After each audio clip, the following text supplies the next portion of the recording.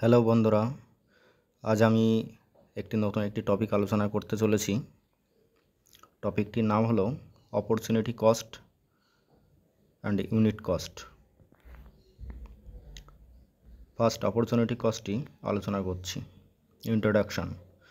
Opportunity cost হলো কোনো বিশেষ উদ্দেশ্য কোনো সম্পদ ব্যবহারের জন্য পছন্দ করার খরচ যা জন্ম নেয় সেই সম্পদ ব্যবহারের পরবর্তী সবচেয়ে ভালো বিকল্প উদ্দেশ্য ত্যাগের মাধ্যমে। একটা উদাহরণের মাধ্যমে এটি আমরা একটু বুঝে নিই। যেমন হাসান সাহেব একটি ছোট কম্পিউটারের ব্যবসার মালিক এবং তিনি নিজেকে ব্যবসাটা পরিচালনা করার জন্য 20,000 টাকা বেতন দেন। কিন্তু যদি বড় কোনো আইটি কোম্পানিতে চাকরি করতেন তিনি 35,000 টাকা আয় করতে পারতেন। এখানে তার অপরচুনিটি কস্ট হলো 35 থেকে 20,000 টাকা বাদ দিলে সেখানে হয় 15,000 টাকা তার অপরচুনিটি কস্ট। এবার আমরা অপরচুনিটি কস্টের কিছু বৈশিষ্ট্য আলোচনা করি।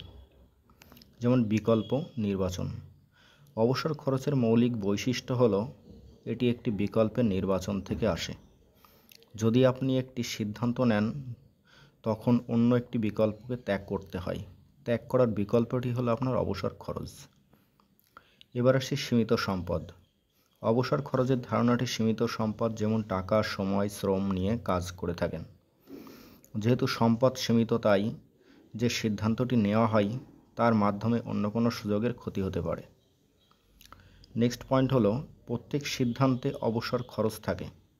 প্রতিটি সিদ্ধান্তের সাথে অবসর খরচ জড়িয়ে থাকে, কারণ প্রত্যেকটি সিদ্ধান্তে বিকল্প কিছু থাকে যা আমরা গ্রহণ করতে পারি কিন্তু গ্রহণ করা হয় না। অবশ্যই পরিমাণগত নয়।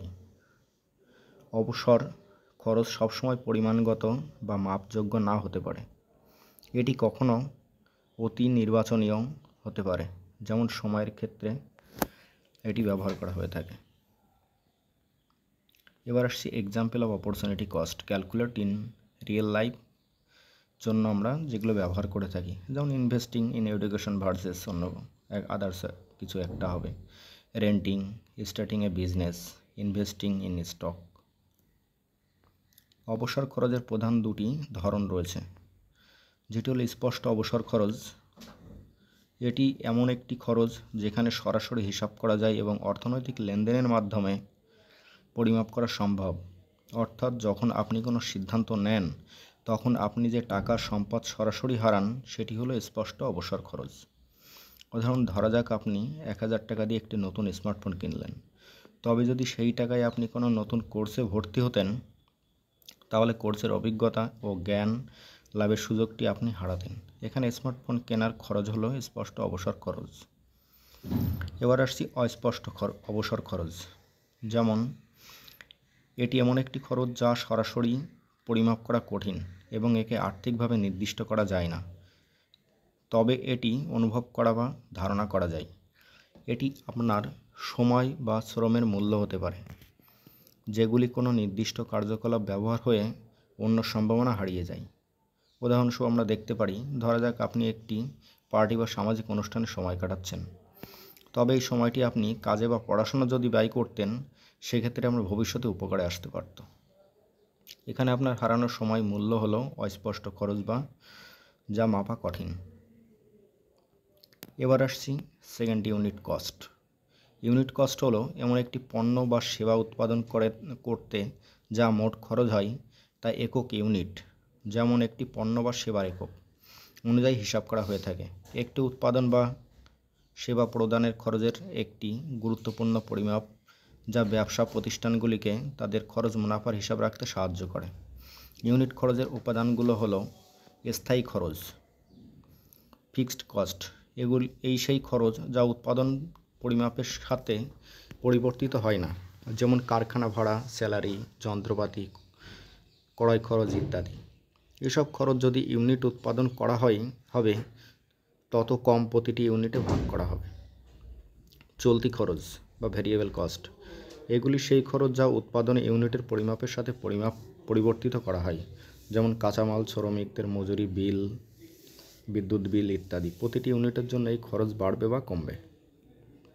Example of unit cost apply different industry, যেমন ব্রিক ইন্ডাস্ট্রি, যেমন ইট কারখানাতে আমরা প্রত্যেক 1000 ব্রিক উৎপাদনের জন্য যে কস্ট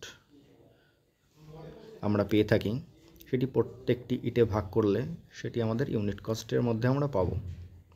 তারপর আছে coal mine, cotton mill, electric company, transport companies ইত্যাদিতে আমরা এগুলি ব্যবহার করে থাকি। এবার আসছি ইউনিট খরচের গুরুত্ব। যেমন মূল্য নির্ধারণ, কোনো একটি কোম্পানিতে প্রতি ইউনিটের খরচের ধারণা থাকলে তারা সহজেই তাদের পণ্য বা সেবার মূল্য নির্ধারণ করতে পারে যাতে তারা লাভজনক থাকে। তারা যদি প্রত্যেকটি জিনিসের জন্য মূল্য একটি নির্ধারণ করে রাখেন তাহলে তবে সেটা তাদের অনেক সুবিধা হবে। পরেটা আসছি খরচ নিয়ন্ত্রণ। ইউনিট খরচ কমিয়ে আনা ব্যবসার খরচ নিয়ন্ত্রণে সাহায্য করে, অর্থাৎ উৎপাদন প্রক্রিয়ার মধ্যে কোথায় খরচ কমানো যায় তা চিহ্নিত করা সহজ হয়। আমরা খরচ যদি নিয়ন্ত্রণ করতে না পারি তবে আমাদের ব্যবসার ক্ষেত্রে লস হতে পারে। এজন্য আমাদের খরচ নিয়ন্ত্রণ করাটা খুবই জরুরি বিষয়। লাভ বা লোকসান নির্ধারণ, যতটুকু খরচ হচ্ছে তার তুলনায় বিক্রয় মূল্য বেশি হলে লাভ হয় এবং কম হলে লোকসান হয়। ইউনিট খরচের ধারণা থেকে এই বিশ্লেষণ করা সম্ভব। এবার আসছে উৎপাদন দক্ষতা।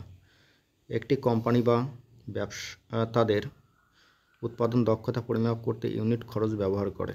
এর মাধ্যমে তারা জানতে পারে কিভাবে উৎপাদন প্রক্রিয়া উন্নত করা যায় এবং খরচ কমানো যায়। এইভাবে আমরা অপরচুনিটি কস্ট এবং ইউনিট কস্টটি বিশ্লেষণ করতে পারি। Thank you.